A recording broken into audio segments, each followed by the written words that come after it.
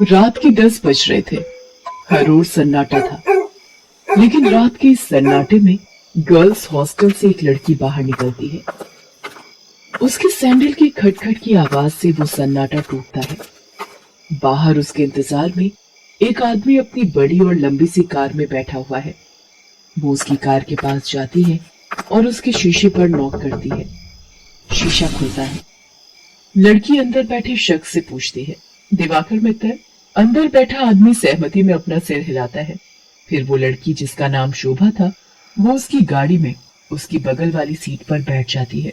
दिवाकर मित्तल उसके चेहरे की ओर मुस्कुराकर देखता है और कहता है, जैसा सुना था वैसे ही हो तुम, बहुत तीखी, लाल मिर्च की तरह। दिवाकर मित्तल के पैर कार के एक्सीलेटर पर जाते हैं और पल भर में कार हवा से बातें करने लगती है। थोड़ी देर बाद वो कार शहर के एक सबसे बड़े 5 स्टार होटल में प्रवेश करती है। दिवाकर मित्तल पार्किंग में अपनी कार लगाता है और होटल के रिसेप्शन पर जाता है और अपनी प्री बुकिंग के बारे में बताता है। दिवाकर अपने रूम की चाबी लेता है और शोभा के साथ उस कमरे में जाता है। दिवाकर दरवाजा बंद करता है और शोभा से पूछता है, कुछ लोगी तुम, पीने या खाने में? आप जो भी मंगा लीजिए। दिवाकर होटल के कमरे में लगे फोन से रिसेप्शन पर कॉल करके अपना ऑर्डर देता है। थोड़ी देर में वेटर ऑर्डर लेकर आ जाता है। वे दोनों खाने के साथ साथ थोड़ा थोड़ा पीते भी हैं और फिर दिवाकर और शोभा एक दूसरे में खो जाते हैं। सुबह जब शोभा की नींद खुलती है तो दिवाकर वहां नहीं होता है। उसके तकिए के नीचे नोटों की गड्डी रखी होती है। वो गड्डी को उठाती है, फिर होटल के बाहर आती है। बाहर आकर वो एक कैब बुक करती है और उसमें बैठकर गर्ल्स हॉस्टल की ओर निकल जाती है। कैब वाला बीच बीच में उसे घूर कर देखता है तो शोभा को गुस्सा आ जाता है। क्या देख रहे हो? क्या देख रहे हो बार बार पीछे मुड़कर? आगे देखकर गाड़ी चलाओ, नहीं तो अभी तेरी कंपनी में फोन करूंगी, फिर सारा घूरना निकल जाएगा। कैब वाला शोभा की बातों से डर गया। शोभा कैब की खिड़की से बाहर देखती हुई जा रही थी और मन ही मन खुद से बातें कर रही थी। सब कुछ कितना फेक है ना यहाँ, सब कुछ। कौन आदमी कौन सा चेहरा लगाए घूम रहा है, किसी को पता नहीं है। मैं भी तो पिछले कई महीनों से एक नकली चेहरा लगाए घूम रही हूँ। सच कहूं तो घिन आती है मुझे उस चेहरे से, दम घुटता है मेरा। लेकिन अब इस चेहरे के बिना मैं रह भी तो नहीं सकती। ये कहानी है जमालपुर की रहने वाली शोभा की। शोभा शहर के एक हॉस्टल में रहती है और इंजीनियरिंग की पढ़ाई कर रही है। वो 8 महीने पहले ही शहर आई है। शोभा के पिता दीनदयाल उससे बहुत प्यार करते हैं। उसे अब भी याद है जब वो ट्रेन में बैठकर शहर आ रही थी तो। क्या बाबा, आप इस तरह बच्चों की तरह रोएंगे तो मैं शहर कैसे जाऊंगी? क्या कहूँ शोभा, 5 बरस की थी तू जब तेरी अम्मा तुझे गोद में डालकर हमेशा के लिए हम सबको छोड़कर चली गई। तब से तुझे ही देखकर जिया है। जानती हूँ बाबा। सोचा था कि एक बार ही तुझे विदा करूंगा जब तेरी शादी होगी, लेकिन शादी के पहले ही। ये कहकर दीनदयाल शोभा को गले लगाकर फिर से फूट फूट कर रोने लगा। ठीक है बाबा, मैं नहीं जाती हूँ शहर, यही रहती हूँ आपके पास। लेकिन आप ही तो हमेशा जिद करते हैं कि तुम्हें खूब पढ़ना है, बहुत बड़ा आदमी बनना है। अब आगे की पढ़ाई गांव में तो नहीं हो सकती, तभी तो मैं शहर जा रही हूँ। ठीक है, मैं ट्रेन से उतर जाती हूँ। उसी समय ट्रेन की सीटी बजी। दीनदयाल जल्दी से ट्रेन से उतरा। ट्रेन ने कुछ ही देर में रफ्तार पकड़ ली। शोभा ट्रेन से आगे निकलती गई और दीनदयाल पीछे छूट गए। शहर में शोभा गर्ल्स हॉस्टल में रहने लगी और अपनी पढ़ाई करने लगी।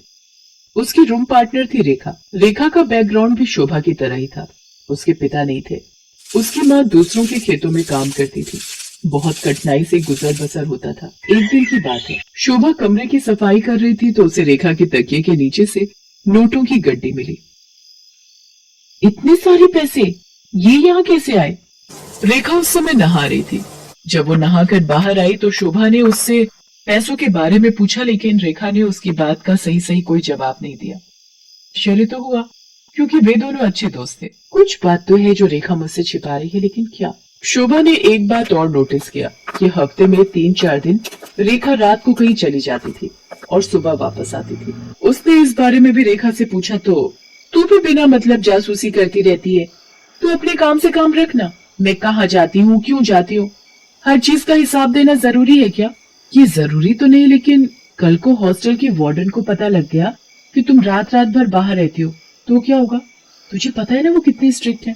तो उसकी फिक्र मत कर, मैं संभाल लूंगी उन्हें। धीरे धीरे शोभा ने रेखा की लाइफस्टाइल में बहुत तब्दीली देखी। वो महंगे से महंगे कपड़े और जूते खरीदती, लेटेस्ट मोबाइल फोन रखती, उसका जब जो मन करता वो करती। शोभा उसकी लाइफस्टाइल से बहुत प्रभावित हो गई। शोभा ने बचपन से अब तक गरीबी ही देखी थी, इसलिए उसका भी मन करता कि वो भी नए कपड़े खरीदे, महंगे मोबाइल रखे, उसका जो मन करे वो कर सके। रेखा देख, मैं तुझसे ये नहीं पूछने वाली कि तू ऐसी रईसों वाली लाइफस्टाइल कैसे जीती है, लेकिन मैं भी तेरी तरह जीना चाहती हूँ। मैं तंग आ गई हूँ एक एक पैसे के लिए तरसते हुए। पहले तो रेखा टाल मटोल करती रही, लेकिन फिर उसने सच्चाई बता दी कि वो एक कॉल गर्ल का काम करती है। उसकी बातों को सुनकर शोभा शॉक्ड रह गई और उसने कहा कि अगर ये बात वार्डन को पता लग गई तो बड़ी भोली है रे शोभा। हॉस्टल की वार्डन को सब पता है, वही तो हमें दबाव डालकर भेजती है लोगों के पास। वार्डन की सारी सच्चाई जानकर शोभा एक बार फिर से चौंक गई। रेखा ने उसे ये भी बताया कि हॉस्टल की कुछ और लड़कियां ये काम करती हैं। शोभा को ये सब सुनकर अजीब तो लगा, लेकिन बेहतर लाइफस्टाइल के चक्कर में वो अपने सम्मान का सौदा करने के लिए तैयार हो। मैं इस गंदे दलदल में फंस गई हूँ।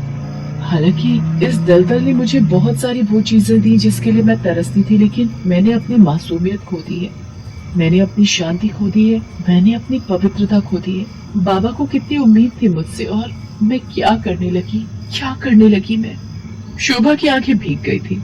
वो अब ये काम नहीं करना चाहती थी, लेकिन हॉस्टल की वार्डन उस पर बार बार दबाव डाल रही थी।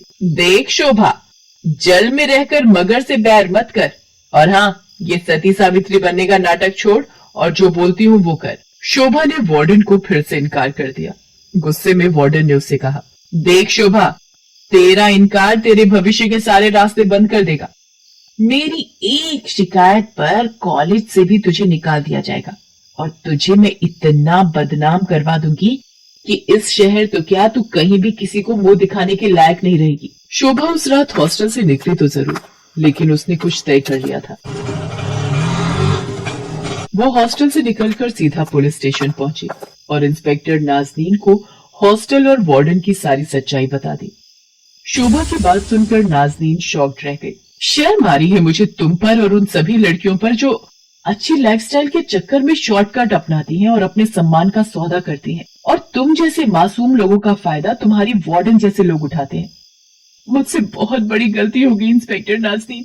मुझे खुशी है कि तुम्हें अपनी गलती का एहसास तो हुआ, लेकिन ये गलती कोई और न करे और तुम्हारी वार्डन किसी और का फायदा न उठाए।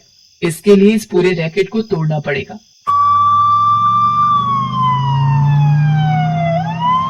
इंस्पेक्टर नाज़नीन ने वार्डन को गिरफ्तार कर लिया और उसे जेल भेज दिया। जिस वार्डन पर लड़कियों की सुरक्षा की जिम्मेदारी थी, वो उनका सौदा करने लगी थी। इस बात को सुनकर पूरा शहर सन रह गया। आज शोभा इंजीनियरिंग के लास्ट ईयर में है और वो बहुत ही मेहनत से अपनी पढ़ाई कर रही है। आखिर उसे अपने बाबा का सपना जो पूरा